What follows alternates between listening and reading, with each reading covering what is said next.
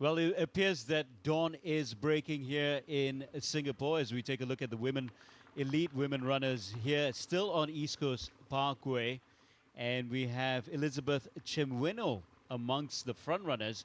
The 34-year-old from Kenya has run several times in Asia this year. She's in fact put in some very, very good times. She's run three first place races in Bangkok, KL, and Pattaya. Came in second in Bali. So she's very familiar with the conditions here in Asia, and she seems to be liking it very much as the women approach the 25-kilometer mark.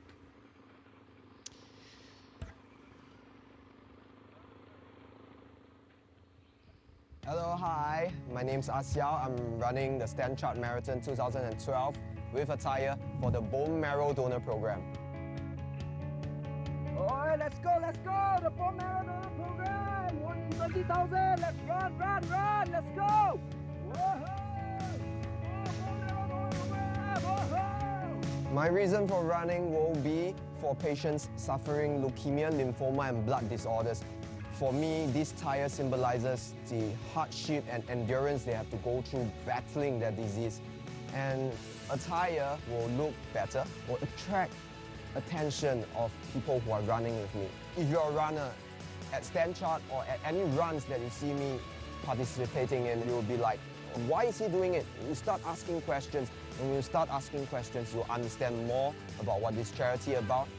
I only started 7 weeks ago, and on the race day, it'll be the 8th week, and I can say it has been hell. H-E-L-L, four-letter word, hell.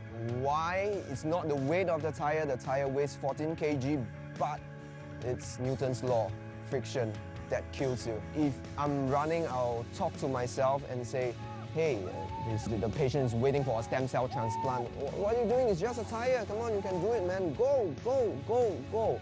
Because really, it's the only good fight there is. Just try. This is my first marathon. So I come to realize that if you focus, put yourself into a one-track, straightforward, focused mind, anything can be achieved. Never ever give up. Look forward. I'm looking forward to crossing the line, crying out, and having a good rest. Crazy or brave, say whatever you want about Gerard Lim. He is doing it for a very good cause. Of course, a lot of hundreds of people here running the marathon for different charities. Gerard running this marathon for stem cell research. And I mean, the crazy thing about it is that he's running the full marathon for the first time, and he's doing it with a tire. So, I mean, best of luck to him. And it's going to be very, very tough going as the going now gets tougher and tougher for the men because they're picking up the pace. They still seem to be running in the pack, but this is the point in the race, Steve, where they're going to have to break away or make a move. Yes, and this is a little bit significant, isn't it? You look at Kibet. I'm really impressed, actually. Kibet, I know I said earlier on I wasn't sure, and there's Lilan just covering the break that Barmao is making, and Barmao really put his foot down there. All of a sudden, a group of 9-10 men has become 3 or 4. So Barmao, this is a big effort. This is the first really big effort we've seen to win the race. Kibet looking fairly comfortable, and also alongside him, Lilan, who's run a very, very good race, I have to say. And then the surprise package, Patrick Tamwe, just trying to hang on to these 3 as well. And I'd be surprised if anyone from behind manages to respond to this. The only thing I will say, given conditions, you get these changes in, and even though you kind of think, okay, there's 4, surely the 1, 2, 3 comes from here, you'd be surprised. Because the effort sometimes to go with the break, you can get to 23, 24 miles and all of a sudden the wheels fall off and you end up jogging in and people come from behind. But these are 3 good athletes in good form. Well, certainly Kibet hasn't shown much form this year, but the other 2 have. Barmao's in good shape. The man behind him looks a little bit more laboured, doesn't he? He's trying to cover the group, but look at this. This is a big surge here. This is a big push. Breaking the group up and now breaking these 3 up as well. And only Lan able to go with Barmao at the moment. And you see the twisty, turny nature of this part of the course. They're at the sort of new, there's a construction area here at the far end of the park, and he's using the corners, he's accelerating out of the corners, trying to keep the pressure on, and he's just having a little look behind to see who's still with him. This windy, twisty construction part of the course, of course, is the Marina East side of the course. This is a part of the course where the runners have left the East Coast Parkway and are making their way towards the Marina Barrage and then into the Gardens by the Bay, which will be a very scenic part and the new part of the course for this 2012 edition of the Standard Chartered Marathon Singapore. And as Steve was saying, if you look at the men now, they've picked up their pace, and the gait and the posture of the runners is very much more vibrant at this stage of the race, because this is the 32-kilometer mark where they're, looking to make their mark, if you like. Absolutely, and this is third and fourth, the battle for third and fourth. It's Luc Cabet, the former winner, the course record holder. Hasn't shown too much form this year, but this is a pretty good performance from him. And now, he'll not panic now. That there's 40 meters perhaps to the lead, and the bike's just showing us the gap here. And if he just keeps and maintains his pace, he'll be hoping that these two have maybe overcooked this. It was a big surge from Barmau, and big surges aren't always what you want. A nice sustained acceleration is the best way. They do go for these big surges. They had a slow 5-kilometer section. They slowed down again between 25 and 30k. They will have felt relaxed, so Barmau thought, hang on, this is too slow, now let's go off. But Cabet is incredibly experienced, so Leland, haven't really seen much of him on the world circuit, but he's good in this part of the world, won some of the big races in Southeast Asia, and this man Barmau keeps looking behind. You see, now that's an anxious man. When you're focused, when you're confident, when you're feeling good and you know there's more to come, you tend to look ahead. When you're wondering to see how did that work, have I broken them, have I got away here, then you start looking behind. So interesting stage of the race, these two trying to turn a 25-30 meter gap into a race winning gap. They'd love to get rid of those behind. They'd love to get rid of any, and I can see another trying to come into this to try and close that gap. They would love to get away, because then they just have to concentrate on each other and not what's happening behind. But I suspect, Uday, that we'll see four men together again pretty soon.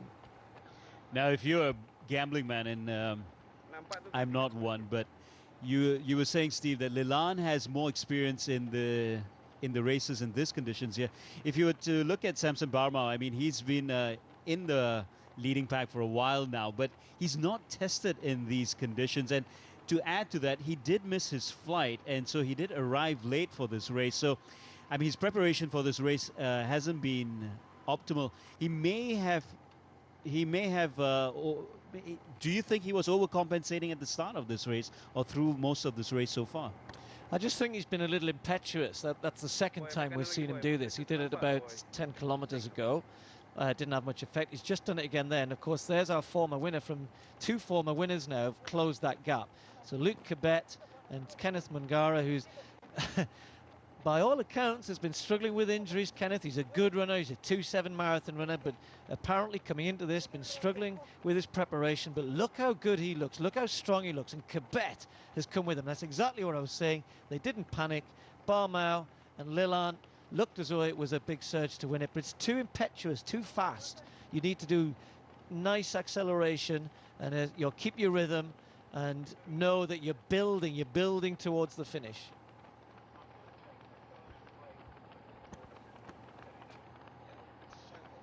So you're looking at Kenneth Mungara here and Luc Cabet right next to him. Luc Cabet, of course, the former world champion and record holder here.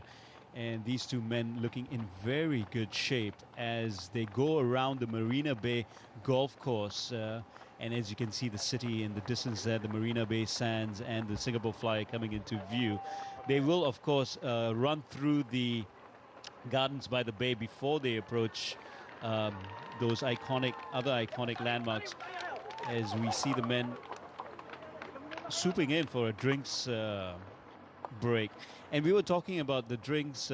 When do they take their energy gels? Because this would be coming up to the they've already passed the 30-kilometer mark where they've used up most of their glycogen reserves, and this is the part of the race where it becomes crucial for them to keep up that nutrition level, the glycogen levels, so they don't hit the wall.